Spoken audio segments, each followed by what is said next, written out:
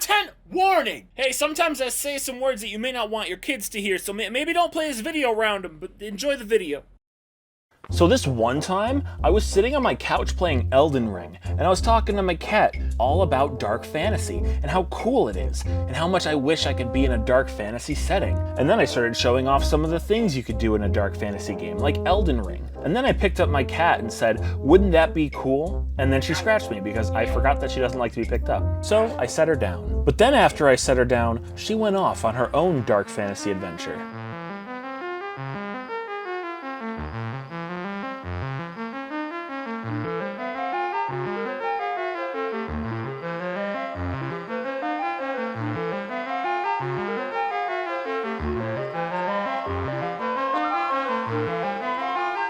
And what she came back with... Oh, you guys are not ready for this one.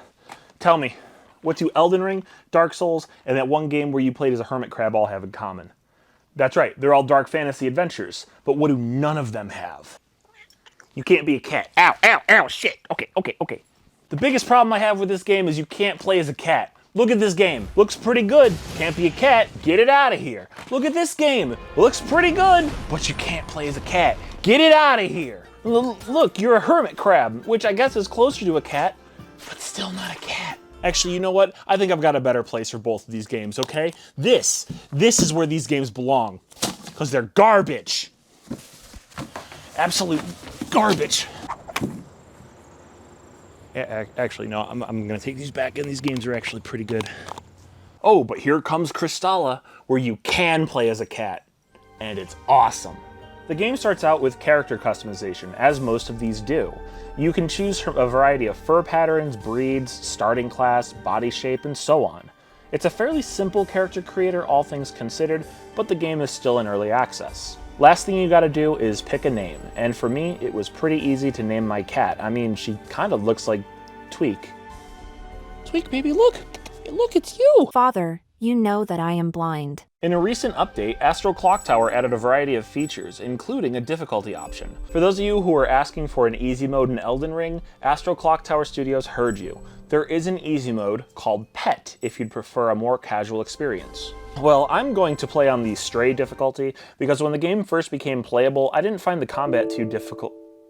Well, okay, I would have started on Stray, except, yeah, corrupt data found. So I click OK, and fatal error.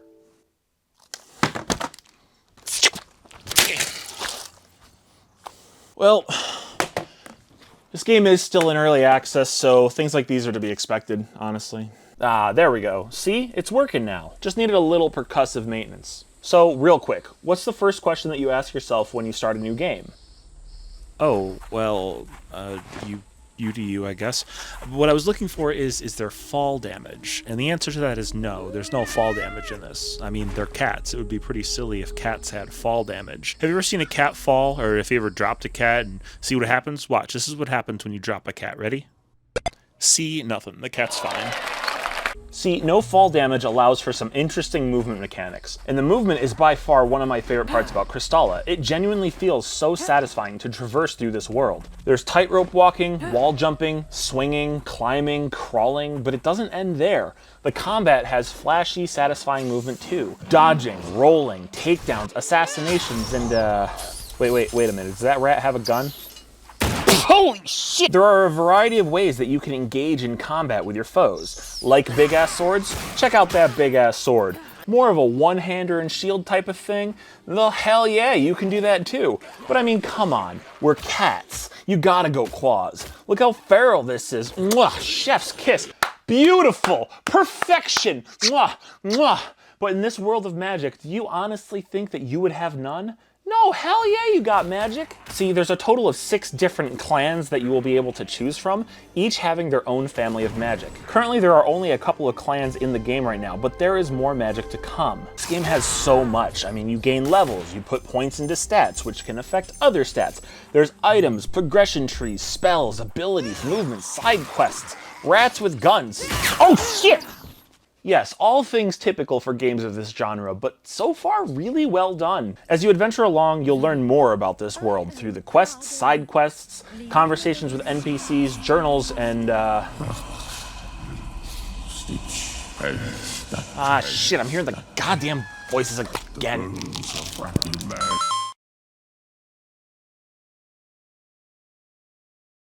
They're Tic Tacs.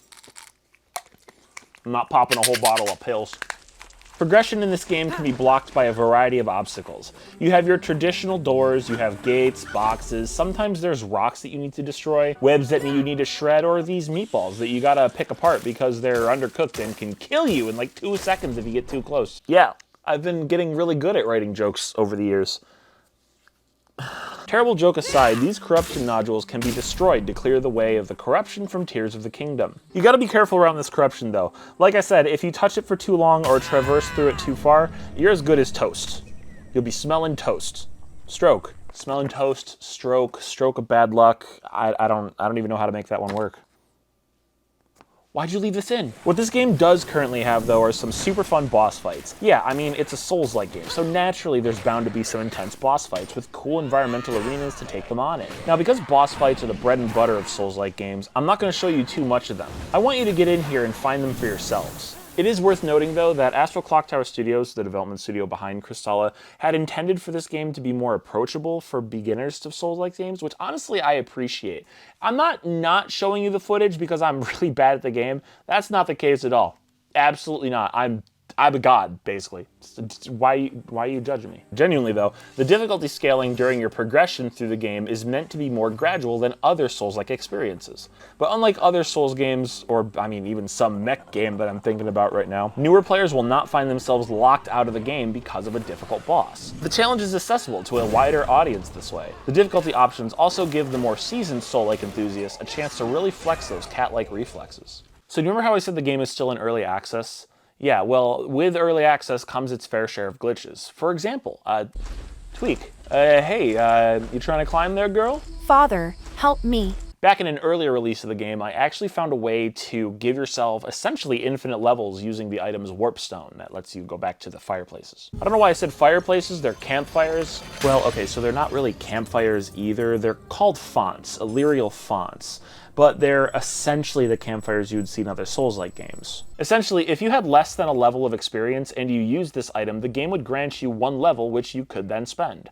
So you'd use it, warp away, then have another level that you could use. I didn't get a chance to really break the game before it was patched out, but I thought it was interesting. Then there was this other time when I was streaming the game to my friends over on Twitch and I ended up falling through the world. You see, I'd created this item that was supposed to destroy these red crystals. So I destroyed one and there I go, right through the floor. This was an older build of the game, but still, fantastic. I unfortunately lost other clips of other glitches that I experienced throughout the game, but in like that earlier build, there was one time when I went to go assassinate one of the rats from off the top of the rafters, and I ended up jumping up into the air to do the assassination, and I landed right on a clothesline. So like I landed right on the clothesline, the assassination animation still happened, but I ended up breaking the rat's AI. Like the model, the creature was still there. It didn't die, but it didn't do anything either. Just weird. Speaking of ways to break the game, another adventure you can send yourself on is walking over these walls. So there's this broken section of wall in this maze here that, with some clever jumping, you can climb up and then tightrope walk, kind of like a cat walks across a fence. Oh my god, look how cute he is. How's he doing that? How's he staying up there? Couldn't be me. I mean, sometimes I get up off the couch and I just, oh, okay. The game is currently available to play on Steam right now. Console players, your time to shine will come at a later date, trust me. I've said a number of times already that the game is still in early access, but Astral Clocktower does have an itinerary, a development roadmap if you will, that will give us a general idea of when we can expect new content to come to the game. So Kristala came out to play on June 6th of this year, 2024, with episode 2 being pushed out any day now. Each episode contains approximately 4 to 12 hours of gameplay, and each episode will give us new biomes, playable clans, bosses, quests, NPCs, and other improvements. Astral Clocktower anticipates that the entire game will be out and ready to go in December of next year. So if you join the game now, you'll be able to witness something truly incredible evolve. I do want to take a second and comment on Astral Clocktower Studio, the developers of Kristala, and the community that they've curated over on Discord and other social media platforms, and just how great they are. Admittedly, I haven't been super active in the Discord, but the staff that I've met have been fantastic. I want to give a shout out to Sarah, who I met at PAX East, and then I spoke with Grace and Misfit over Discord during the original closed beta of Kristala, and it's just been an awesome time. Nothing but love for everyone there. Well, I don't really have much more to say about Kristala. It's a wonderful game. Go get it on Steam, join the Astral Clock Tower Studios Discord, and start yourself a wonderful cat venture. Episode 2 is going to be out any day now, and then Episode 3 is right around the corner in December at the end of the year. And I mean, today's only October 3rd, so... Wait a minute. October 3rd, that means in a couple of days we're going...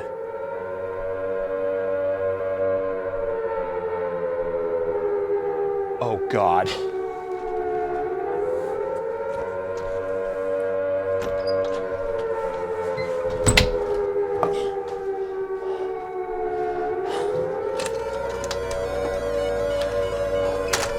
We're going back to Silent Hill.